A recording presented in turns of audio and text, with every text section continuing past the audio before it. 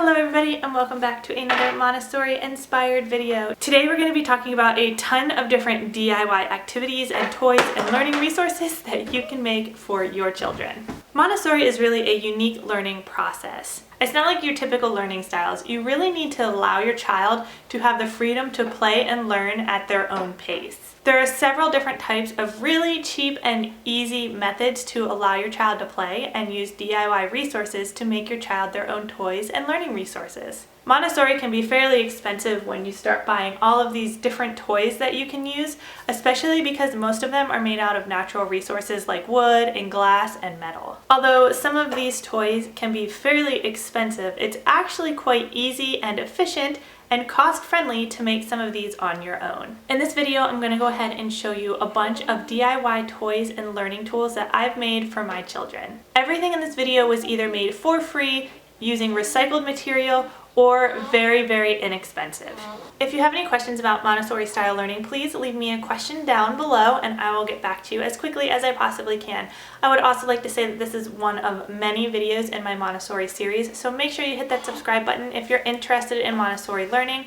And also, if you check out the description box, there is a link to my Google Drive where I have several free resources that you can download, and several of the activities that you'll be seeing in this video can actually be printed off and made in your very own home for free using all of my resources that I've created myself. So definitely check out that link below and I will be continuing to add to it as I make more resources. So make sure you save the file. The first things I'm going to show you are a lot of the infant toys that I've made, and the reason that I'm going to show you them now is because a lot of them are sensory objects or physical objects that can be played with, and my daughter is only 7 weeks old as of today when I'm filming this.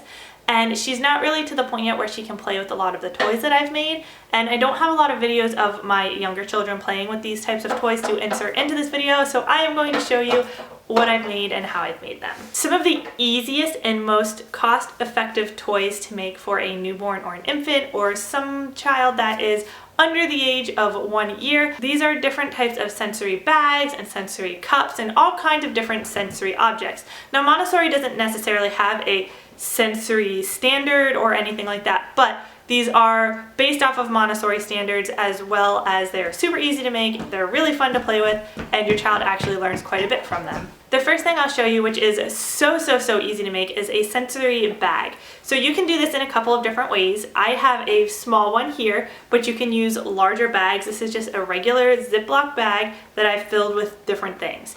You can use a big Ziploc bag, you can use just a small one like this, you can tape it to your floor, you can tape it on the wall, you can tape it to a window, or you can just let it be free like I have. In this bag, I actually put in clear glue, but you can put in hair gel and other types of things, water, whatever you want to put in this bag. Just make sure you seal the top of it and reinforce it with more tape. Don't just use the Ziploc part because your kid will probably get it open and you'll have a big mess. In this bag, I put the clear glue, and then there's also these pom-poms in here. So this child can push the pom-poms around and see how they move. You know, flip it around. You can see the glue moving around in there, and they can push everything around. I've also gone ahead and added a couple of coins in here, and the reason I did that is because the coins are so much harder to move than the pom-poms, and so they can get this sensory feel for how these things are moving and how one thing is moving differently than another object.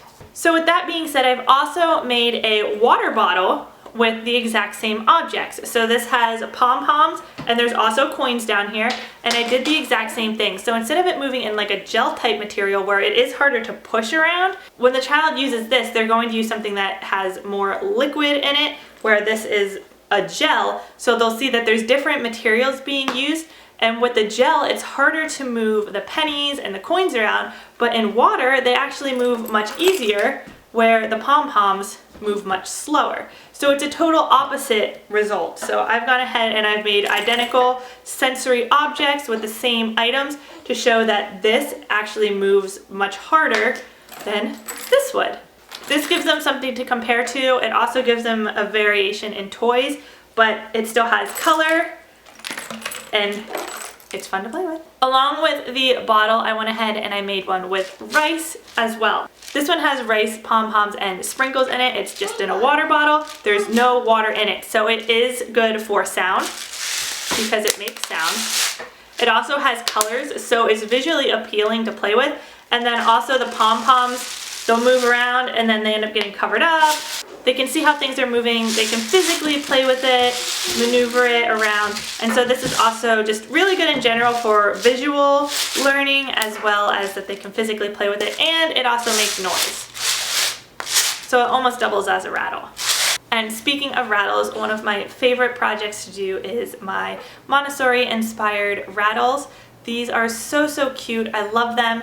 Even the older kids love to play with them. It is basically 2 circular knobs that have holes drilled in them, and I put a little rod in the center and put more wooden beads around them with a wooden ring or 2 on it, and it makes this beautiful sound.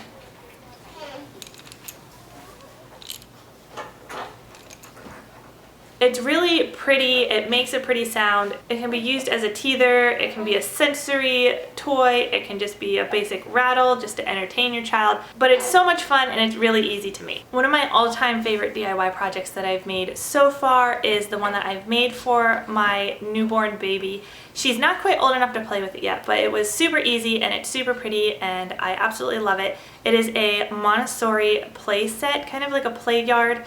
I really wanted to make one of these because the other ones that you can buy in store are plastic and they might have a lot of batteries or battery operated noises, and this one is so pretty. There's no batteries, it's all natural, made out of wood and string, and it was super easy to make, and it makes the same sound that that rattle makes with the little wooden rings that hit the beads, and it's such just a pretty relaxing sound that I preferred this way more than having some type of electrical battery operated play set. So I'm very happy with how this turned out and I cannot wait for her to start playing with it. Now let's go ahead and get into a lot of the DIY projects that I've made for my older toddlers.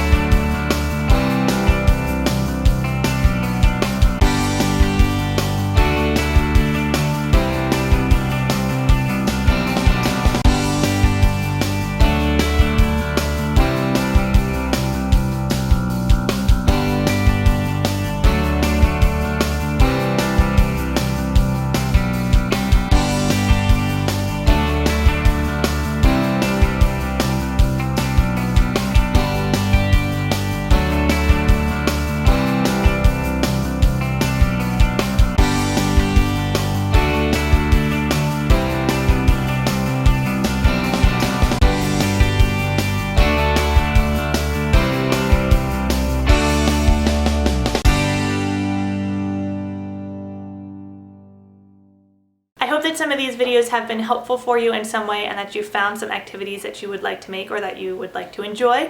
I would also like to say that you can really make anything Montessori style. If you see that your child is really interested in something, try to figure out how you can make that into a Montessori toy. For example, I bought one of the Haka pumps so that I can breastfeed my daughter, and my middle child, Kaylee, was very interested in the cylinder-shaped tube that it came in, so I decided to turn that into a Montessori toy, and I put ribbons throughout it that she can pull on, and she can pull on different types of ribbons to see which ribbon makes another part of the ribbon move, if that makes sense.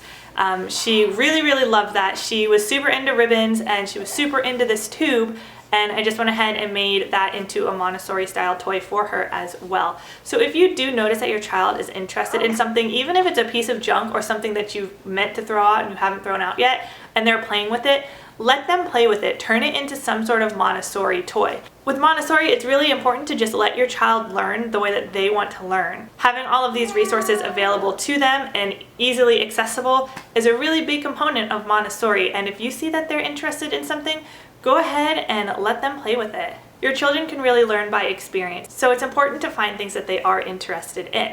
Try a variety of DIY methods and DIY toys and see which ones fit your child the best. Also, when you make all of these toys, make sure that you rotate them out. They could become bored with the same 8 toys over and over again. So if you have a storage area where you're displaying 4, 6, 8 toys at a time, make sure you have some in your backup, make a few extras, and rotate them out when you see that your child is starting to become bored with the ones that are currently on display. That's going to be it for this video. I hope that it has been helpful to you in some way. Please hit the thumbs up button and hit the subscribe button and check out all of my other Montessori resource videos. Thank you so much for watching. I hope you have a great day, and I will see you in the next one.